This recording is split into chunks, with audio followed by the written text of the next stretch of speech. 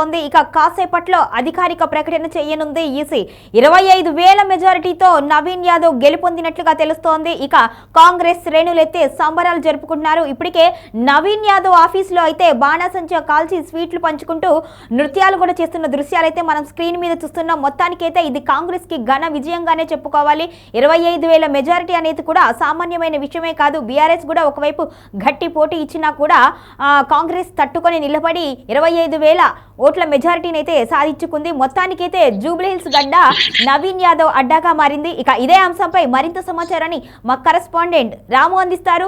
రాము, చెప్పండి, ఎటకెలకు రేవంత్ రెడ్డి వ్యూహాలు అయితే ఫలించాయని అనుకోవాలి మనం. మొత్తానికైతే కాంగ్రెస్ విజయం సాధించింది. సో నెక్స్ట్ మరి ఇచ్చిన హామీని నెరవేర్చుకునే అవకాశాలు ఉన్నాయా?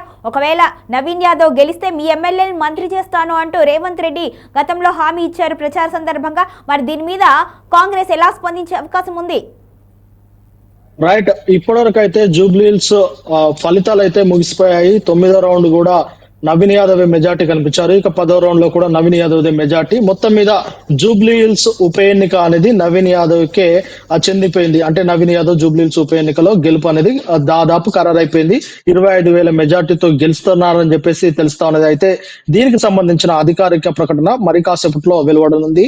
ఈసీ ఎన్నికల అధికారి అయితే దీనికి సంబంధించిన ప్రకటన చేయనున్నారు. మొత్తం మీద కాంగ్రెస్ ఎంతో కాలంగా విస్తృతమైన ప్రచారం చేస్తూ విస్తృతమైన హామీలు ఇస్తూ అన్ని చేస్తూనే కాంగ్రెస్ ఏదైతే అంటే కాంగ్రెస్ అధికారం ఇక్కడ ప్రభుత్వము అంటే ఇక్కడే అధికారంలో ఉంది కాబట్టి కాంగ్రెస్ ప్రభుత్వము అలాగే సీఎం రేవంత్ రెడ్డి ఇచ్చిన హామీలన్నీ ఈ గెలుపు నేపథ్యంలో అన్ని నెరవేరుస్తారా లేదా అనేది మరికొన్ని రోజుల్లోనే తెలియాల్సి ఉంది. అయితే ఈ పాటికైతే కాంగ్రెస్ అభ్యర్థిగా ప్రకటించిన తర్వాత జూబ్లీహిల్స్ నియోజకవర్గానికి 200 కోట్ల రూపాయలను అభివృద్ధి నిధుల కోసం కేటాయించారు. అక్కడ కొన్ని అభివృద్ధి పనులు కూడా, కొన్ని స్టేడియంకి సంబంధించిన పనులు, కాలనీలకు సంబంధించిన అభివృద్ధి పనులు అయితే శరవేగంగా చేపట్టారు. ఆ ఎన్నికల ప్రచారంలో భాగంగా దానికి సంబంధించిన కార్యక్రమాలను కూడా చేపట్టారు. అయితే ముఖ్యంగా జూబ్లీహిల్స్ గడ్డ పైన నవీన్ యాదవ్ గెలిస్తే అతనికి మంత్రి పదవి దక్కుతుందా లేదా అన్న విషయంపై కూడా ఒక చర్చ అయితే ఆ సమాజంలో కానీ అలాగే సోషల్ మీడియాలో కానీ మెయిన్ స్ట్రీమ్ మీడియాలో కానీ వచ్చినప్పటికీ కాంగ్రెస్ పార్టీ కానీ అటు పిసిసి కాంగ్రెస్ పార్టీ కానీ అటు ప్రభుత్వం కానీ ఏ విధమైన ప్రకటన అయితే దానిపైన చేయలేదు. పిసిసి వర్గం కూడా దానిపైన ప్రకటన చేయలేదు. ఇదివరకే పిసిసి అధ్యక్షుడు మహేష్ కుమార్ గౌడ్ సైతం మాట్లాడారు. కాంగ్రెస్ ఈ గెలుపును చాలా హుందాగా తీసుకుంటుందని, రానున్న రోజులలో మరిన్ని అభివృద్ధి పనులతో ముందుకు వెళ్తామని, అలాగే బీసీ అభివృద్ధికి కాంగ్రెస్ పార్టీ ఏదైతే హామీలు ఇచ్చాయో హామీలన్నిటికీ కట్టుబడి ఉన్నదని చెప్పేసి ఆయన ప్రెస్ మీట్ లో స్పష్టం చేశారు. ఇక బీసీ అభ్యర్థిగా, బీసీ బిడ్డగా నవీన్ యాదవ్ గెలవడం పట్ల కూడా హర్షం వ్యక్తం చేశారు.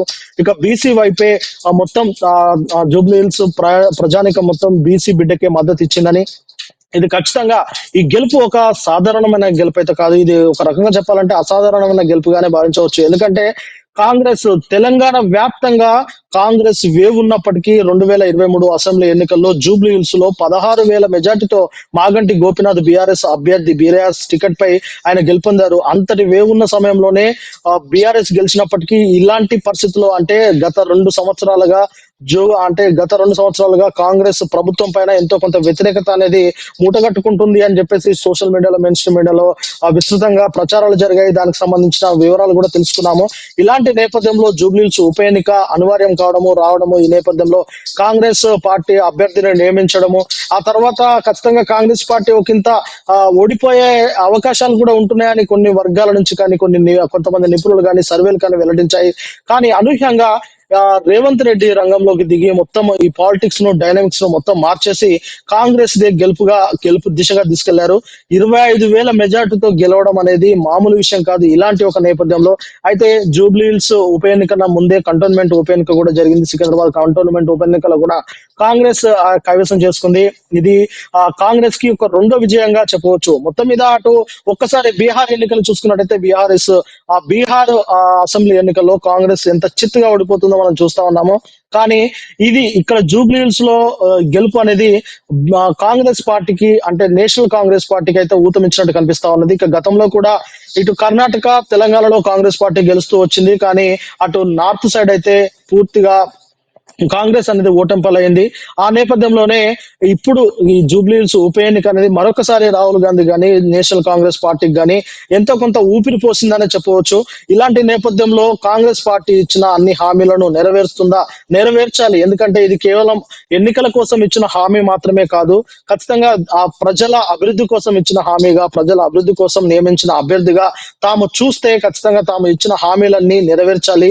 ఏదైతే జూబ్లీహిల్స్ నియోజకవర్గానికి ఇచ్చిన హామీలతో సహా తెలంగాణ రాష్ట్రంలో ఏదైతే 6 గ్యారెంటీలు కావచ్చు, లేదంటే 420కి సంబంధించిన హామీలు కావచ్చు, వాటన్నిటిని నెరవేర్చే దిశగా కాంగ్రెస్ ప్రభుత్వం ముందుకు వెళితేనే ఈ రానున్న 3 సంవత్సరాల్లో దానికి సంబంధించిన పనులను వేగవంతంగా చేస్తేనే మరొకసారి ప్రజలు అవకాశం ఇచ్చే ఛాన్స్ అయితే ఉంటుంది. లేదంటే గతంలో ఇలాంటి ఎన్నో పార్టీలకు ఎలాంటి జరిగిందో అలాంటి పరిస్థితి అయితే కాంగ్రెస్ పార్టీ కూడా ఎదుర్కొనే అవకాశం ఉంటుంది. మొత్తం మీద జూబ్లీహిల్స్ ఉప ఎన్నిక అనేది ఇక అంటే కాంగ్రెస్ పార్టీ జెండా అక్కడ పాతింది జూబ్లీహిల్స్ నియోజకవర్గంలో కాబట్టి ఇక రానున్న రోజులలో అక్కడ అభివృద్ధి ఎలా ఉండబోతుంది, కాంగ్రెస్ పార్టీ అభ్యర్థి ఎమ్మెల్యే ప్రస్తుతం అధికారికంగా ప్రమాణ స్వీకారం చేయకపోయినప్పటికీ ఇక ఆయన ఎమ్మెల్యేనే కాబట్టి జూబ్లీహిల్స్ ఎమ్మెల్యే నవీన్ యాదవ్ ఇక ఏ విధంగా ముందుకెళ్తారు, ఏ విధంగా పనులు చేస్తారు, అక్కడ ప్రజల ఆ మన్ననలు ఏ విధంగా చూరగొంటారు అనేది అయితే కీలకంగా మారింది. మరి ఆయనకు మంత్రి పదవి ఇస్తారా లేదా అనేది ఇప్పటికైతే అటు ప్రభుత్వం గానీ, అటు పిసిసి కమిటీ గానీ ఎవరు కూడా దీనిపైన అయితే ఇప్పటివరకు కామెంట్ చేయలేదు. ఖచ్చితంగా దీనిపైన కూడా వారు ఆలోచించే అవకాశం ఉన్నది. ఎందుకంటే ఇది ఒక భారీ మెజారిటీ. మరి ఇంత భారీ మెజారిటీతో గెలవడము అలాగే ఈ హైదరాబాద్ అర్బన్ అంటే హైదరాబాద్ రంగారెడ్డి జిల్లాలో ఏ ఒక్కరికి కూడా మంత్రి పదవి ఇవ్వకపోవడం అనే సమీకరణల దృష్ట్యా ఇక్కడ మల్లెడ్డి రంగారెడ్డికి ఇస్తారా, లేదంటే బీసీ బిడ్డ నవీన్ యాదవ్ కు మంత్రి పదవి ఇస్తారా అనేది అయితే చాలా ఆసక్తికరంగా మారింది. ఏది ఏమైనప్పటికీ దీనికి సంబంధించిన మంత్రి పదవిల భర్తీకి సంబంధించి కూడా ఈ నెలాఖరు లోపు ఒక నిర్ణయం తీసుకునే అవకాశం అయితే కనిపిస్తుంది. మరి చూడాలి, ఒకవేళ నవీన్ యాదవ్ కు మంత్రి పదవి ఇస్తే ఖచ్చితంగా బీసీ బిడ్డకు మంత్రి పదవి ఇచ్చారన్న ఒక గౌరవం అయితే కాంగ్రెస్ మూటగట్టుకుంటుంది. కాబట్టి మరి మంత్రి పదవి ఇస్తారా, అభివృద్ధి పనులు ఎలా ముందుకెళ్తారు, అలాగే వీటన్నిటి దృష్ట్యా బీఆర్ఎస్ పార్టీ ఎలా తమ వ్యూహాలను రచిస్తుంది అనేది కూడా చాలా కీలకంగా మారింది. మొత్తం మీద జూబ్లీహిల్స్ ఉప ఎన్నిక అనేది తెలంగాణ రాష్ట్రంలో ఇప్పుడైతే ఒక రసవత్తరమైన టాపిక్ గా మారిపోయింది. మరి రానున్న స్థానిక సంస్థల ఎన్నికలు కావచ్చు, జిహెచ్ఎంసీ ఎన్నికలు కావచ్చు, వాటిపైన కూడా ఈ ఎన్నిక ప్రభావం పడుతుందనేది విశ్లేషకులు సైతం భావిస్తా ఉన్నారు. చూడాలి మరి ముందు ముందు భవిష్యత్తులో ఇంకా ఎలాంటి పరిణామాలు చోటు చేసుకుంటాయో అనేది వేచి చూడాలి Gauri. Okay right, thank you Ramu.